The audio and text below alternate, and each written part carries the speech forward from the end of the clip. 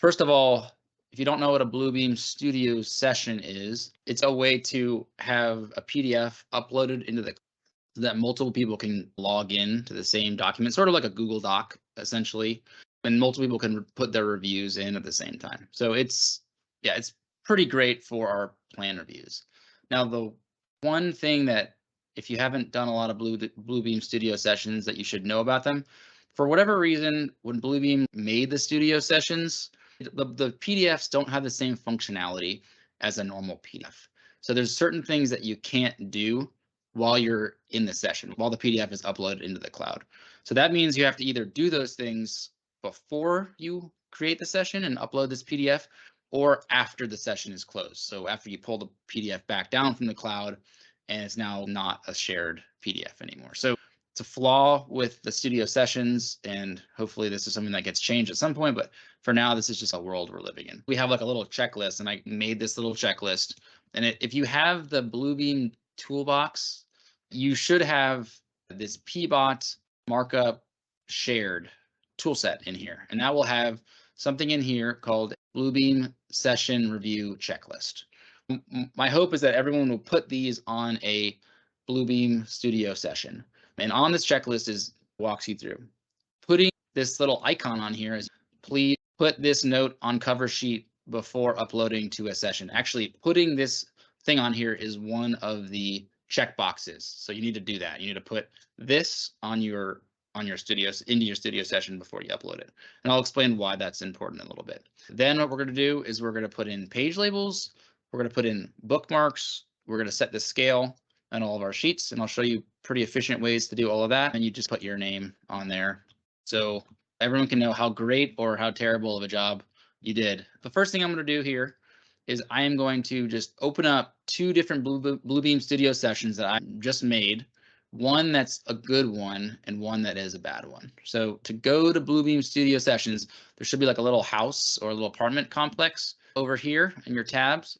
So you click on that, and then I'm already logged in, but if I wasn't logged in, let's see if I can, maybe I'll log out here just to show you.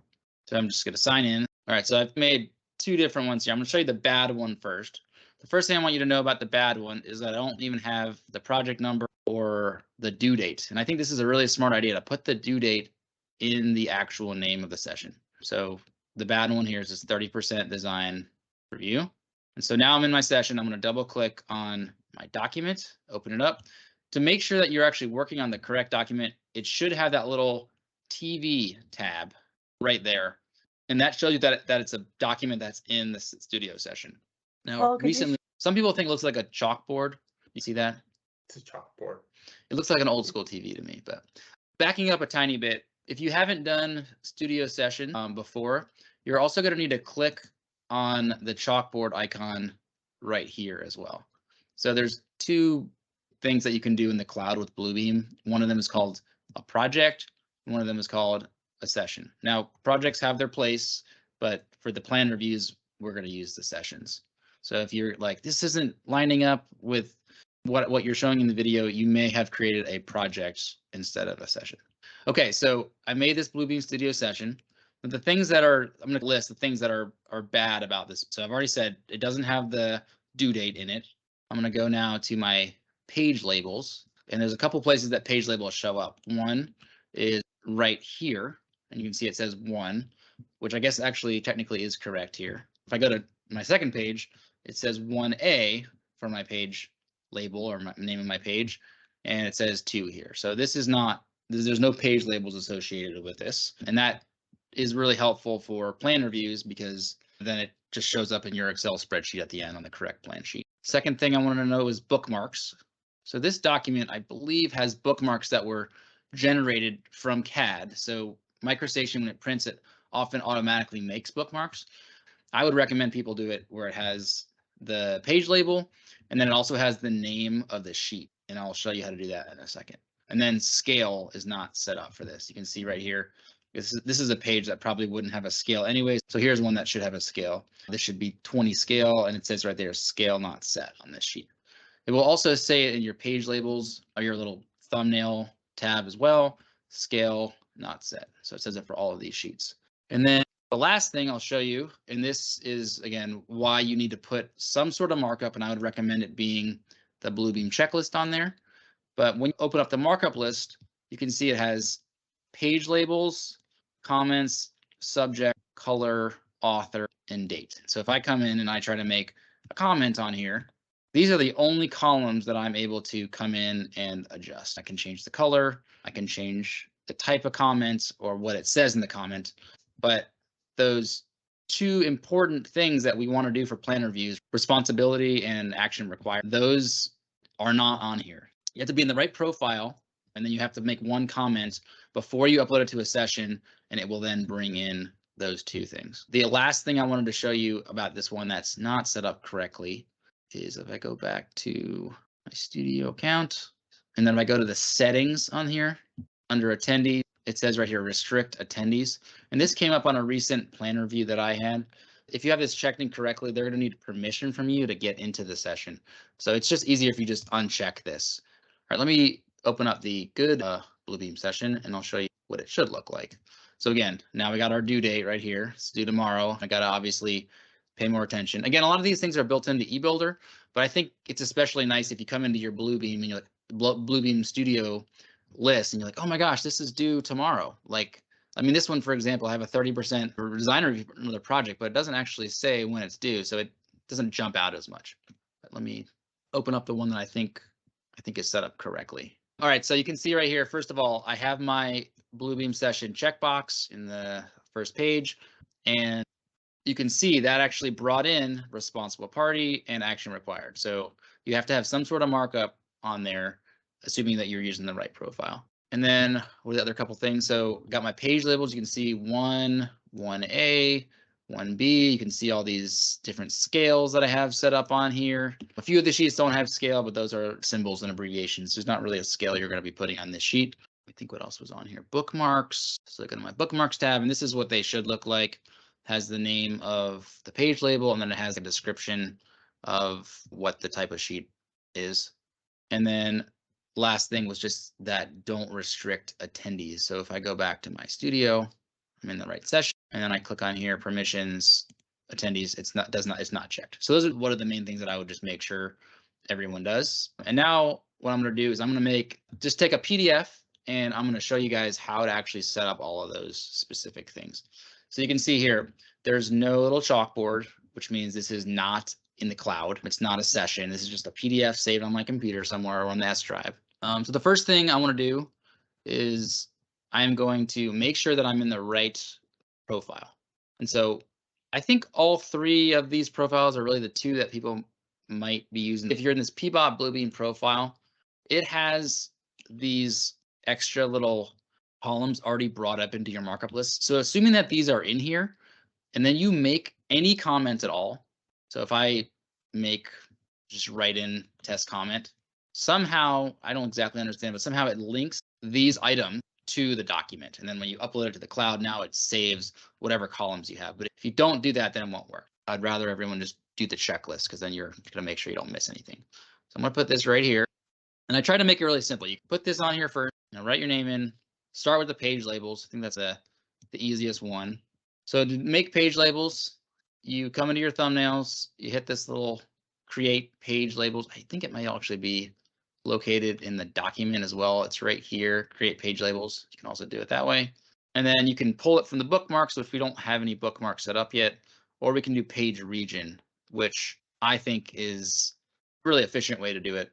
So you just make a little box right here. I'm going to hit OK, and hit OK again, and it should bring them all in. So 1, 1A, 1B, pretty easy. Occasionally, a couple issues that you sometimes see. If I make a box that's not that big, maybe on a different sheet that has 2B2, I didn't actually make a big enough box. So you want to make sure you make the box as big as possible. But on the flip side, you can make the box a little too big, and it'll think that's an L or a 1 or something sometimes. So the thing is not perfect, but it's pretty good. So the automated way to do it, you can also just double click on that little 1 and just write in something if you want. So there's always that option. If one of them, for some reason, you just can't get it to be quite right, you can just double click on something. And then one other thing you should probably notice, maybe you did a change order or something or maybe not a change order. Maybe you slipped some different revision sheets in, and for whatever reason they got printed on the wrong size sheet. Some of them are 17 by 11, some of them are 34 by 22. In that case, that page label thing is not going to work because it's looking at the sheet size. It's going to get confused. So you may have to do the sheets that are the wrong size either individually or have a different process for that. Just one thing to keep in mind. All right, so we got the page labels done. Let's go to the bookmarks. Now, again, these are auto-generated. I'm going to just Control A, highlight all these, right click and delete them. And now I'm going to make some new bookmarks. It's a very similar process. I could, if I just wanted to be fast, hit page labels and hit OK, and it'll just bring in those exact same ones. I mean, that's fast. I'm not going to really be upset if people do that, but I prefer to add in a little dash here and add another region in. I'm going to make this one like this. So that's going to have not only the page label, but also what the plan is. All right, so back to my checklist here. All right, so I've done number 1 here, page labels, bookmarks, and now set scale. And I think the setting scale is a lot easier when you have bookmarks, because when you're doing page labels, and you can come through and highlight these, and you can even make your page a little smaller or bigger if you want. But the bookmarks are just really helpful because you can just quickly come in and highlight a bunch together and set them all at the same scale. So the cover sheet is a good example of an easy one. I think this is 1 inch equals 2000. So I'm just going to click on this one. In the bottom right corner, there is a scale not set button. I'm going to click on that button after you've clicked on the right sheet you want. And I'm going to click on that. I'm going to come in custom 1 inch equals 2000 feet. Apply scale. And I would highly recommend that you test these out, make sure they are matching your scale bar. Some of these are pretty standard, like 1 inch equals 2000 is pretty standard for our cover sheets. If you wanted to get really fancy, you could probably come in and do the construction details. I don't think that's really necessary. So I'm just going to start with the E sheets here. And these are 1 inch equals 20. So you can just highlight one, hold shift, and then click on that. And so now you have them all highlighted. Go back to that bottom right corner, click on the scale not set again, and I can now set these to 1 inch equals 20, apply scale. So now all of these sheets are set that way. So that's the way to recommend everyone do it. The 2F sheets are going to be 1 inch equals 10. The G sheets are, I think, 1 inch equals 40 in this case. This one's a little trickier here. I'll show you guys this one. Highlight. So I'm going to highlight all of these here. These are my regular street plan sheets. Set these, the scale 1 inch equals 20. And then I have also these profile sheets in here, and these ones have a different vertical and horizontal scale. They have 1 inch equals 2 feet vertical and 1 inch equals 10 feet horizontal. So I'm going to show you how to do that. I'm going to just do one first. I'm going to click on this select to change page scale, and you have to do this little button here that says separate Y scale. Click on that, and now I'm going to change this one to 1 inch equals 2 feet. I don't have it in here. So I'm going to do custom 1 inch equals 2 feet, and I'm going to hit apply. So now, not sure why it disappeared here, but let me go to my measurement bar. 1 inch equals 20 feet, and then 1 inch equals 2 feet. I would definitely recommend people test these out to make sure they are correct. So from 60 to 650, that looks correct. 50 feet. Same here from 0 to 6 feet. That looks correct.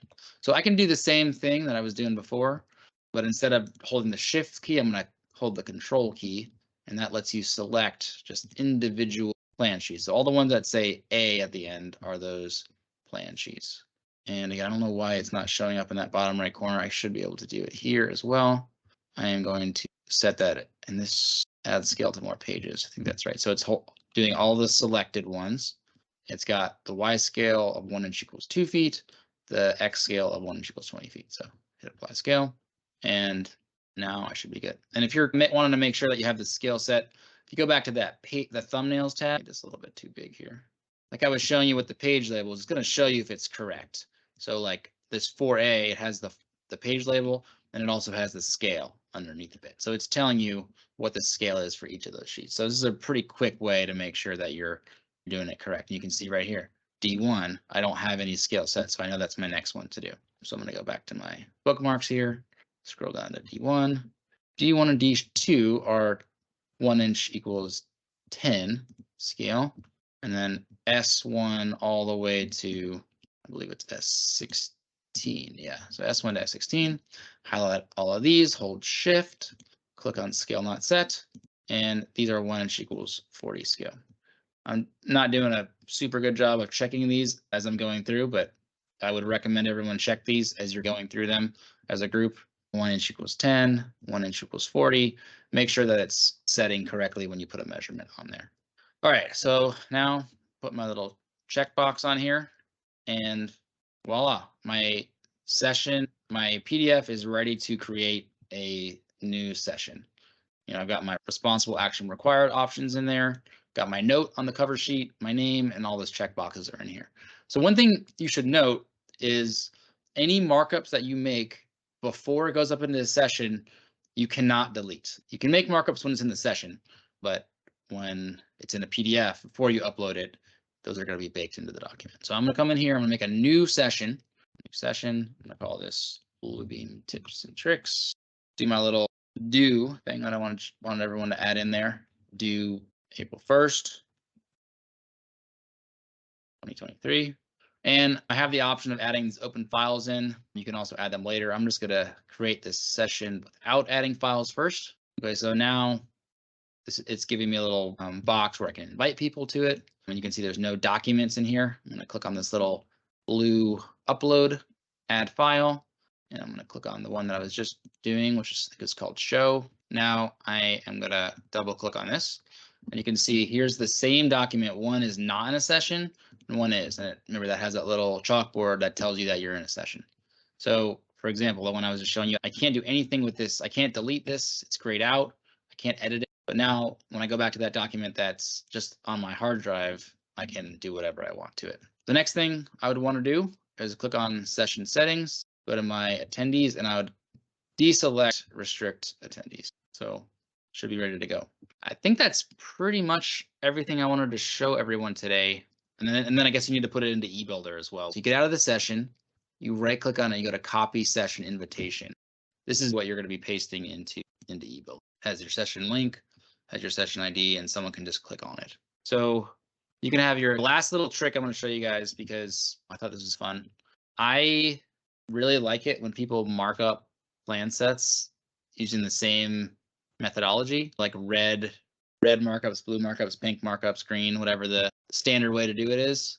So I actually made a little legend, which I also have in that PBOTS markup shared, so people know how to mark them up. And I even went so far on my last review as to put this on every page, which seems like a little bit overkill, but why not? And I'll show everyone how to do that in a really fast way. It's a little trick. So I just took this legend, made it a little bit smaller, put it in a spot that I could copy up on every page. And I added another little note here, make this like 10 size, much smaller. I say, remember to fill in responsible party and action required, because people often forget this is a new thing. So I want everyone to remember to do this. And those responsible party, action required, again, these two check boxes. So when I come in here and make a comment, test comment, my goal would be that someone comes in and it's a little hard to see right now, puts a responsible party on there and then say yes, no, yes, do something, or no, this is just for your information. Hopefully every comment should have that when you make a comment. So put these two things on there, and then if you right click on a comment, you can actually apply it to however many pages you want. So I'm going to just come in here and click OK, put these two comments on every page. And so now you go to the next page in the exact same spot, which again, you may not want to do this all the time because this can really clutter up your document, but for this thing, I thought it was cool, just so everyone's constantly seeing that little thing, or they might be like, what is that little legend over here? They might take a closer look. So that's my other little trick. If you want to put a legend or put some sort of note on every page, that's the way you can do that quickly. There's really two ways to download comments, I would say. The way that's probably the one that most people are going to want to do is the CSV summary, which is like an Excel file, essentially. And the way you get that is you go to your markup list, which is like these three little bars here. And then within that, there's going to be this little square thing with a line that's like an out icon in a lot of programs. So you hit that and you hit CSV summary. And then there's a few check boxes in here, but you probably just want to do all of your markups. And if you haven't messed around with any of the filter and sort or anything like that, it should just include pretty much everything, which is what you're going to want to do. This has got all pages on it. So I'm going to just click on this, and what it did is it brings in all your comments on, tells you which page label you're working on. You can see I have a bajillion of these. Remember to fill in responsible party and action. So you might want to maybe sort through some of these ones. Like I probably would come through and delete all those comments that I don't want. So maybe I just do like a filter, and then I'll just do all the ones. Just come through here and delete all these because I don't need them. And all right, you get the idea. You can clean them up afterwards, but so that's one way to do it. That's probably what we're going to be doing for our comment list, and then we're going to be exporting those into eBuilder so we have a record of them. But the other way to do it, which I'm also curious, I think there's going to be a lot of uses for this other way, which is doing a PDF summary of your comments. And this is going to do a small little screenshot of your comment so you can remember what the comments were. I think this is going to be really powerful. There's a lot of options in here. Which notes do you want to put on here? How do you want it to look? So this is showing you every single comment. Who made it? What does the comment look like? So here, these are the check boxes that I made in my little checklist box. And you can see these are the legends that I've made. Someone wrote, "Good job, Paul." Tim wrote that. So it's not really that helpful on this particular PDF, but if you had a PDF that had actual comments on it, it can be really helpful as a way to remember stuff and flip through them really quickly. So those are the two ways that I would recommend doing that. Again, I pulled those out of a session. I could, if I wanted to pull this down from the cloud, you can right click on this and just go to save as, and then you can just save this to your desktop or wherever. And then it's not a session anymore. It's just a regular PDF.